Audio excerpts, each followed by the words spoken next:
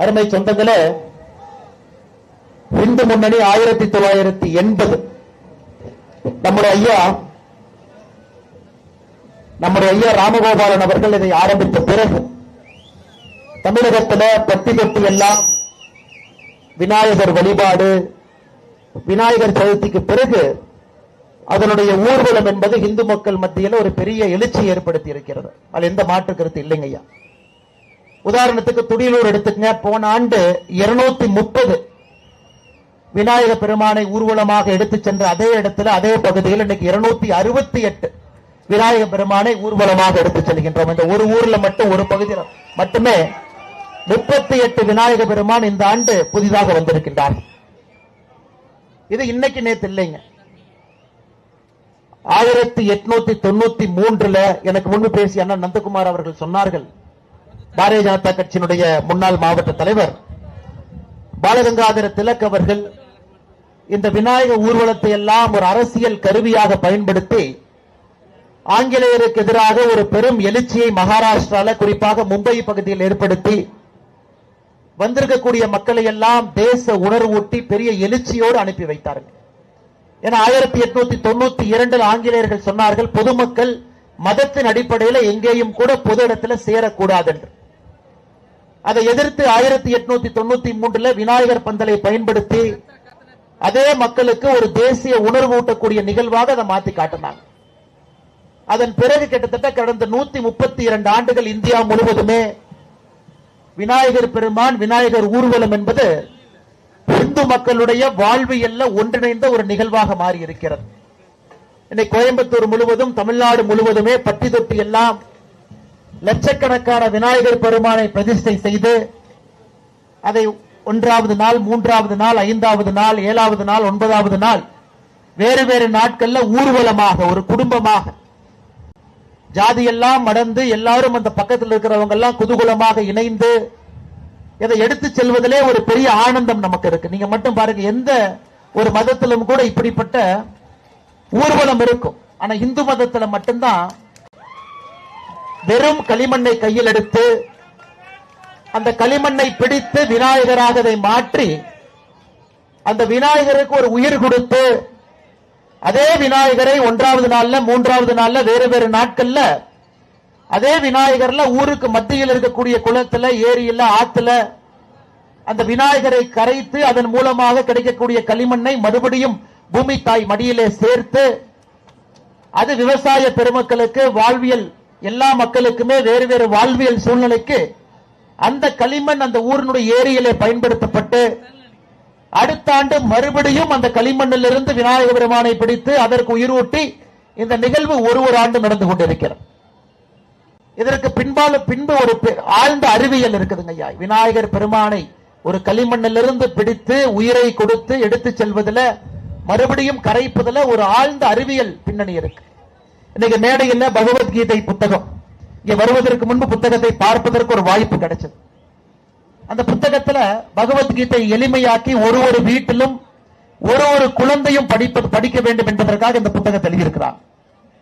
எதற்காக இந்த புத்தகத்தை நான் இன்னைக்கு சொல்றேன் அப்படின்னாங்க, பகவத்கீதையில் எத்தனையோ புத்தகங்கள் வந்திருக்கு.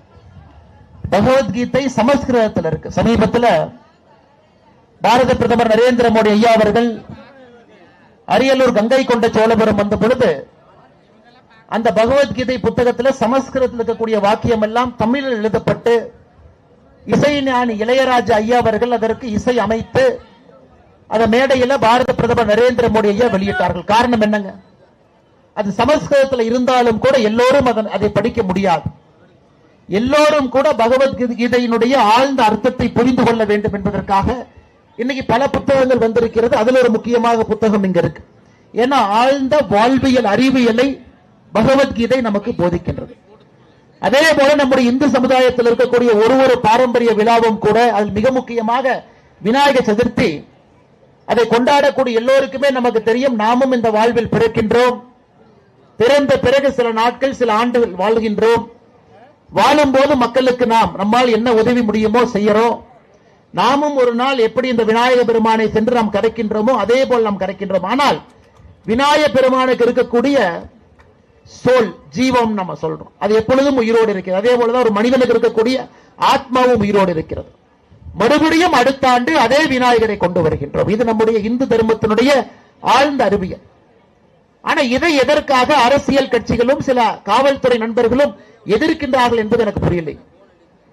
போன ஆண்டு இதே துடியலூர்ல விநாயகர் சதுர்த்தி ஊர்வலம் நடத்தப்பட்ட பொழுது கலவரம் யாரும் ஏற்படுத்தவில்லை. கலவரத்தை போன ஆண்டு ஏற்படுத்தியதே காவல்துறை தான். ஊர்வலம் செல்லும் பொழுது அந்த ஊர்வலத்தில் இருக்கக்கூடிய தொண்டர்களை அடிப்பது, சாட்டையால் அடிப்பது, போன ஆண்டு பெரும் இன்னல்களுக்கு இந்த வண்டியில யாரெல்லாம் போறாங்களோ அவர்கள் ஆட்படுத்தப்பட்டார். அதை இந்து முன்னணி கடுமையாக கண்டித்த பிறகு, இங்க இருக்கக்கூடிய மக்களுடைய கோபத்துக்கு ஆளான பிறகு, இன்னைக்கு காவல்துறை நண்பர்கள் இந்த ஆண்டு நிறைய தளர்வுகளை ஏற்படுத்தி உண்மையாலுமே விநாயகர் சதுர்த்தி விழாவிற்கு எந்த இடையூறும் ஏற்படுத்தாம காவல்துறை நடந்து கொண்டிருக்கின்றார்கள். அதற்காக என்னுடைய தனிப்பட்ட முறையில் அவர்களுக்கு நான் பாராட்டுகளும் தெரிவித்துக் கொள்கின்றேன். காரணம், இது போன்ற நிகழ்வுகள் மட்டும்தான் மக்களை ஒன்றிணைக்கிறது. இதுபோல நிகழ்வுகள் மட்டும்தான் இந்து தர்மத்தை பிணைப்பாக வைத்திருக்கிறது. இது போன்ற நிகழ்வுகள் மட்டும்தான் இந்தியன் என்கின்ற பெருமைக்குரிய பாரதிய அடையாளத்தை அந்த மனிதனுக்கு அளிக்கிறது. அதனால் இதை காவல்துறை சேதப்படுத்த நான் விடமாட்டேன் என்று சொன்னால் பிரச்சனை அவர்களுக்குத்தான், பிரச்சனை மக்களுக்கு இல்ல. காரணம், மக்கள் ஒன்றாக இருக்க வேண்டும் என்று காவல்துறை விருப்பப்பட்டால் இது போன்ற நிகழ்வுகள் மூலமாகத்தான் அந்த ஒற்றுமை உணர்வு மக்களுக்கு வரும். அதனால் ஒரு ஆண்டும் கூட புதிதாக ஒரு விநாயகர் வைப்பதே இன்னைக்கு பெரிய பாடாக இருக்கிறது. போன ஆண்டு எவ்வளவு வச்சீங்களோ அவ்வளவு மட்டும் வைங்க. அதற்கு மேல் ஒரு விநாயகரை நீங்கள் வைக்க வேண்டும் என்றால் கிட்டத்தட்ட 20க்கும் மேற்பட்ட பர்மிஷன் வாங்கணும். என்ஓசி வாங்கிட்டு வாங்க, லேண்ட் ஓனரை போய் பாருங்க, ஃபயர் சர்வீஸ் டிபார்ட்மெண்ட் போய் பாருங்க, ரெவென்யூ தாசில்தாரை பாருங்க, வில்லேஜ் அட்மினிஸ்ட்ரேட்டிவ் ஆபீசரை பாருங்க. புதிதாக ஒரு விநாயகரை நீங்கள் இணைக்க வேண்டும் என்றால் மிகப்பெரிய பிரச்சனை ஏற்படுத்திக் கொண்டிருக்கின்றார்கள். அரசு புரிந்து கொள்ள வேண்டும். அரசனுடைய வேலை என்பது மக்கள் எந்த தர்மத்தை எந்த மதத்தை சார்ந்தாலும் அவர்கள் செய்யக்கூடிய பண்டிகைகளுக்கு ஒத்துழைப்பு, நன்றாக அந்த பண்டிகைகள் நடக்க வேண்டும் என்பதற்காக அரசு உறுதுணையாக இருப்பது மட்டும்தான் அவர்களுடைய வேலை. அதனால் துடியலூர்ல 230 268 வைத்திருக்கக்கூடிய விநாயகர் உயர்ந்திருந்தாலும் கூட தமிழ்நாடு முழுவதுமே அரசு 2021 அவர்கள் போட்டிருக்கக்கூடிய கடுமையான கட்டுப்பாடுகள்ல ஒரு தளர்வு வேண்டும். 2021 திராவிட முன்னேற்ற கழக ஆட்சிக்கு வந்த பிறகு கொஞ்சம் யோசிச்சு பாருங்க, எவ்வளவு பிரச்சனைகள் 2021 விநாயகர் செய்யற இடத்துல பிரச்சனை, விநாயகர் விக்கிற இடத்துல பிரச்சனை, விநாயகரை வாங்கி வீட்டுக்கு கொண்டு வந்தீங்கன்னா அங்க பிரச்சனை, ஊர்வலமாக கொண்டு சென்றால் பிரச்சனை. பல ஊர்ல காவல்துறை நண்பர்களே விநாயகருடைய தும்பிக்கை எல்லாம் உடைத்து கரூர் மாநகரத்தில் சில இடத்தில் நடந்தது, பெரிய பிரச்சனை ஏற்படுத்தினார். அன்றிலிருந்து 2022, 23, 24 எல்லாம் பார்க்கும் பொழுது இது மக்கள் எல்லாம் ஒன்றாக இணைந்து இந்த விழாவை நடத்திக் கொண்டிருக்கின்றார்கள். அரசை பொறுத்தவரை நடுநிலைமையாக இருக்கக்கூடிய அரசு இதை தடுப்பதற்கான மொத்த முயற்சியிலும் கூட இறங்கி இருக்கின்றார்கள். அதை நாம் கண்டிக்க வேண்டும். காரணம், இது போன்ற விழாக்கள் மட்டும்தான் நம்மிடையே பிணைப்பை ஏற்படுது. நீங்களே யோசிச்சு பாருங்க, 365 நாட்கள்ல எத்தனை இந்து விழாவில் இது போன்ற குதூகலமாக கோலாகலமாக இளைஞர்களிலிருந்து பெரியவர்கள் வரை ஒரு குடும்பமாக எந்த வேலை செய்தாலும் கூட விநாயகர் பந்தலுக்கு வந்த பிறகு அனைவரும் சமம் என்கின்ற நோக்கில் எத்தனை விழாக்கள் நம்மை ஒன்றிணைக்கிறது என்று யோசித்து பாருங்க. அதனால் இந்து முன்னணிக்கு நாம் அனைவரும் இந்த நேரத்திலே பாராட்டியே தீர வேண்டும். 1980 வீரத்துறவி ஐயா ராமகோபாலன் ஐயா அவர்கள் ஒரு சூழலை எடுத்தாங்க. பட்டி தொட்டி எல்லாம் விநாயகர் சிலையை வைக்கணும். ஐயாவுடைய முக்கியமான சூழ்நிலை ஒரு பஞ்சாயத்திலும் ஒரு விநாயகர் சதுர்த்தி ஊர்வலம் நடத்தப்பட வேண்டும். அந்த பஞ்சாயத்தில் குறைந்தபட்சம் ஒன்று அந்த பஞ்சாயத்தினுடைய ஏரி குளங்கள்ல விசர்ஜன் நடக்கணும். இன்னைக்கு 1980 நிச்சயமாக நாம் ஒரு கடினமான பாதையை கடந்து வந்திருக்கின்றோம். விநாயகர் சதுர்த்தி ஊர்வலத்தை பட்டி தொட்டி எல்லாம் எடுத்து சென்றிருக்கின்றோம். எல்லா இடத்துக்கு போயிருக்கு. நாமும் யோசித்து பார்க்க வேண்டும். நம்முடைய கடமை, வீரத்துறவி ஐயா மேலிருந்து நம்மளை பார்த்துக்கிட்டு இருக்காங்க. அவர் நமக்கு இட்டு சென்ற பணியை நாம் செவ்வனே செய்கின்றோமா? இன்னும் அடித்தளத்துக்கு எடுத்து சென்றிருக்கின்றோமா? குறிப்பாக இன்னைக்கு நாம போய் விநாயகர் எல்லாத்தையும் விசர்ஜன் பண்றோம். எந்த இடத்துல ஐயா பண்றோம்? எங்கே சொல்லி நாம ஊருடைய ஏரி குளத்துல, எத்தனை ஏரி குளத்துல தண்ணி இருக்குதுங்க? எத்தனை ஏரி குளத்துல ஒரு 50 ஆண்டுகளுக்கு முன்பு எப்படி ஒரு விநாயகரை விசர்ஜன் செய்தோமோ எத்தனை இடத்துல செய்ய முடியும்? நாம் யோசித்து பார்க்கணும். அதனால் இங்க இருக்கக்கூடிய அன்புக்கூறி இளைஞர்கள் எதை நினைத்தாலும் உங்களால் செய்ய முடியும். என்னுடைய அன்பான வேண்டுகோள், இந்த ஆண்டு எவ்வளவு நாம் கம்பீரத்தோடு குதூகலத்தோடு விநாயகரை எடுத்து சென்று விசர்ஜன் செய்வதற்கு தயாராக இருக்கின்றோமோ, அடுத்த ஆண்டுக்குள்ள குறைந்தபட்சம் ஒரு இளைஞனும் கூட ஒரு 10 நாட்கள் 15 நாட்கள் உங்களுடைய ஏரியை சுத்தம் செய்வதற்கு நீங்க நேரத்தை ஒதுக்கி கொடுக்க வேண்டும் என்கின்ற அன்பான வேண்டுகோளை இந்த நேரத்தில் வைக்கிறோம். நம்முடைய ஏரியை நம்ம சுத்தப்படுத்தணும். மழை காலத்தில் அப்பொழுது மட்டும்தான் மழை வரும் பொழுது தண்ணி தேங்கி நிற்கும்.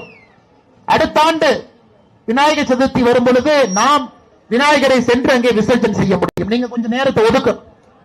இதற்கு கொஞ்சம் நீங்க கவனம் செலுத்தணும்.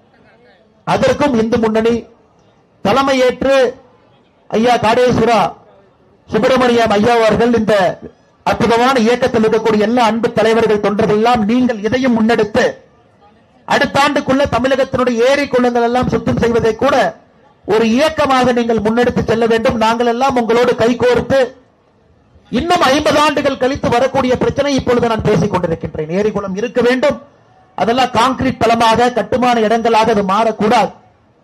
அந்த விநாயகருக்கு தண்ணி இருக்கணும். விநாயகரை மிக கம்பீரமாக சென்னை எல்லாம் பாருங்க ஐயா, அன்னைக்கு ஒரு நாள் தண்ணி ஊத்துவாங்க, ஒரு நாள் விநாயகரை விசர்ஜன் செஞ்சிருவோம். அடுத்த நாள் காலையில பாத்தீங்கன்னா ஜேசிபியை வித்து அந்த விநாயகரை அள்ளி கொண்டிருப்பார்கள். அந்த களிமண் அள்ளிக்கிட்டு இருப்பாங்க. ஏன்னா அதை எடுக்கணும் வெளியே. அதெல்லாம் பார்க்கும் பொழுது எங்கேயோ நமக்கு எங்கேயோ ஒரு கண்ணுல ஒரு துளி கண்ணீர் வெளியே வரும்.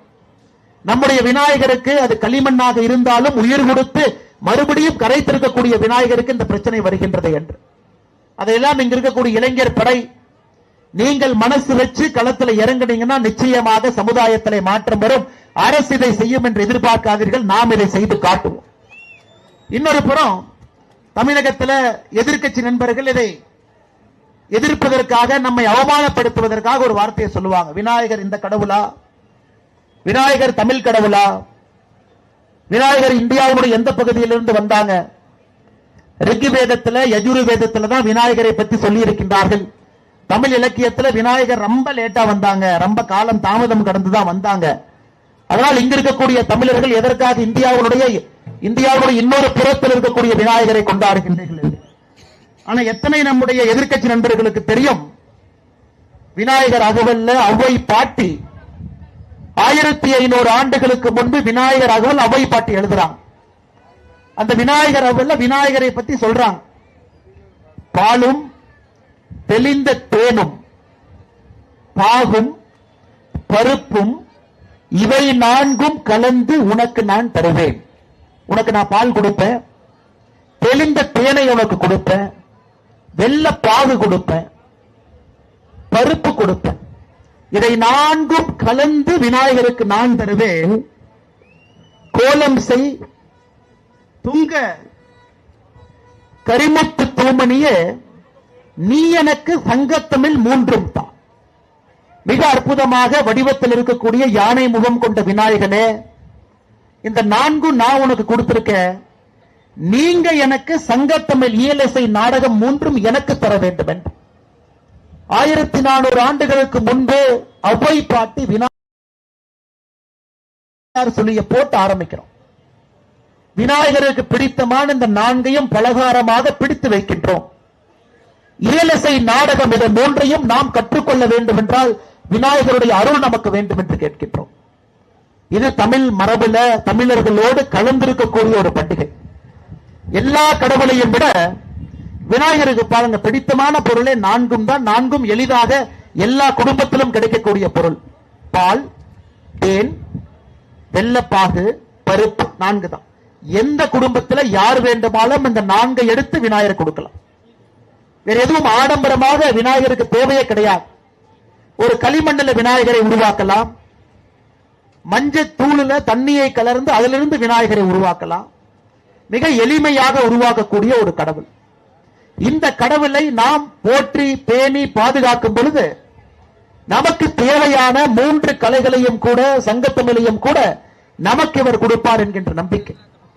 அதனால் இந்த விநாயகர் சதுர்த்தியில கடந்த 3 நாட்களாக பக்தியோடு உருக்கத்தோடு விநாயகர் பெருமானை வழிபாடு செய்து அந்த விநாயகர் பெருமானை இன்று ஏக்கத்தோடு ஒரு சின்ன மனவேதனையோடு நம்மிடமிருந்து விநாயகர் பிரிந்து செல்லுகின்றார் என்கின்ற ஒரு நினைப்போடு யாரெல்லாம் எடுத்து செல்லுகின்றீர்களோ நிச்சயமாக இந்த விநாயகர் பெருமான் உங்களுக்கு எல்லா வல்ல செல்வத்தையும் அன்பையும் அற்புதமான கலைகளையும் வீட்டில் இருக்கக்கூடிய குழந்தைகளுக்கு நல்ல படிப்பையும் இயலிசை நாடகத்தையும் நம்முடைய குழந்தைகளுக்கு கொடுத்து நம்முடைய தமிழ் சமுதாயம் வாழ்வாங்கு இன்னும் வாழ்ந்து மிகச் சிறப்பாக அடுத்த கட்டத்துக்கு நாம் செல்வதற்கு விநாயகர் பெருமான் என்றும் நமக்கு துணை இருக்கட்டும்.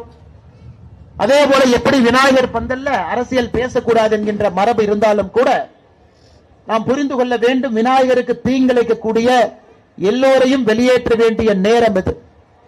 இன்னைக்கு நம்முடைய இந்து முன்னணியினுடைய பத்திரிகையில கூட விநாயகர் சதுர்த்தியில் மிக முக்கியமாக 2-3 விஷயத்தை நாம் சொல்லி இருக்கின்றோம். மிக முக்கியமாக கோவில் நகைகளை உருக்கி வங்கியில் டெபாசிட் செய்த கணக்கில் எவ்வித வெளிப்படை தன்மையும் இல்லை.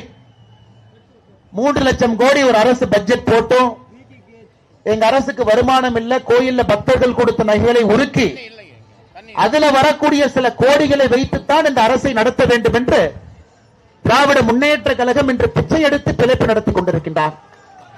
கோவில்ல ஒருவரும் மன உருகி அரசுக்கு இதை கொடுக்க வேண்டும் என்றே கோவிலுக்கு கொடுக்க வேண்டும் என்று கொடுத்தது அரசு கொடுக்க வேண்டும் என்பதல்ல.